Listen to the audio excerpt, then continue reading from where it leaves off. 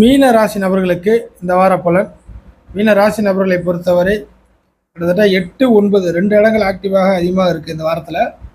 So 8ங்கிறது சுக்கிரனுடைய ஆட்சி அமைப்பில் வருது. ஸோ இந்த விஷயமாக சுக்கிரன் 8ல் ஆட்சி பெறதுனால இந்த மீனராசி நபர்களுக்கு மரணம் சம்மந்தப்பட்ட நமக்கு ஏதாச்சும் ஆயிடுமோ அப்படிப்பட்ட ஒரு மனநிலையில் இருக்கிறவங்களுக்கு இந்த வாரத்தை பொறுத்த வரைக்கும் அப்படிலாம் ஆகாது அப்படின்னு நீங்களே ஒரு முடிவு எடுக்கிற மாதிரி சூழ்நிலைகள் வந்துடும்.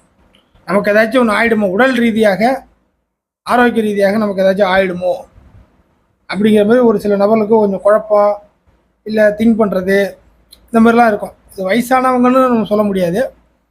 மிடில் ஏஜில் இருக்கிறவங்க கூட ஒரு சில நபர்லாம் இந்த எண்ணங்கள் வந்துட்டு போயிட்டுருக்கோம். கடந்த போன காலகட்டத்துலேயும் வந்திருக்கலாம்.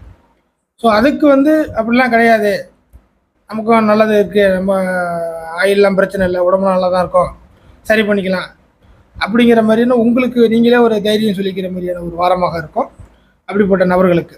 அதற்கு அடுத்த நிலைமையாக சுக்கிரன் 8ல் ஆட்சி பெறதுனால மீனராசி நபர்கள் இந்த காலகட்டத்தில் ஒரு காஸ்ட்லியான விஷயம் எல்லாம் நோட் பண்ணிங்க. காஸ்ட்லியான விஷயத்தில் இந்த வாரத்தில் எதுலேயும் பெருசாக நீங்கள் தலையிட்டு சாதிக்கணும்னு அவசியமே இல்லை.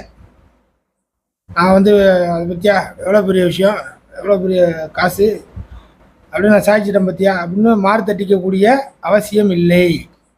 காஸ்ட்லியான விஷயங்களில் ஈடுபாடு தேவையில்லை, நோட் பண்ணிங்க.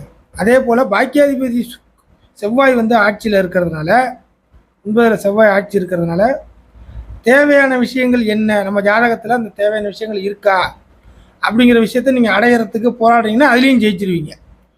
இப்போ சுக்கிரன் அவயோக கிரகம், ஆசையை தூண்டி பெரிய லெவலில் கொண்டு போய் விட்டு உங்களை நஷ்டப்பட வைக்கும். அதே செவ்வாய் பாக்கியாதிபதி தேவைப்படக்கூடிய கிரகம், தேவைகளை கண்டிப்பாக நிறைவேற்றும்.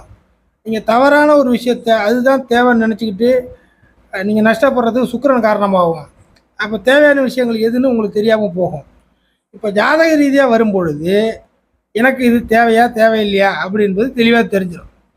ஜாதகத்தில் இந்த விஷயம் இருக்கா இல்லையா, நான் பிளான் பண்ணுறது ஓகேவா ஓகே இல்லையா, இது எனக்கு கிடைக்குமா கிடைக்காதா, இதெல்லாம் நம்பிக்கிட்டு இருக்கலாமா இருக்கக்கூடாதா, இது ஃப்யூச்சர் கை கொடுக்குமா கொடுக்காதா அப்படிங்கிற மாதிரி எல்லா விஷயத்துக்கும் ஜாதகம் பலன்னு சொல்லும், பதில் இருக்கும் அங்கே.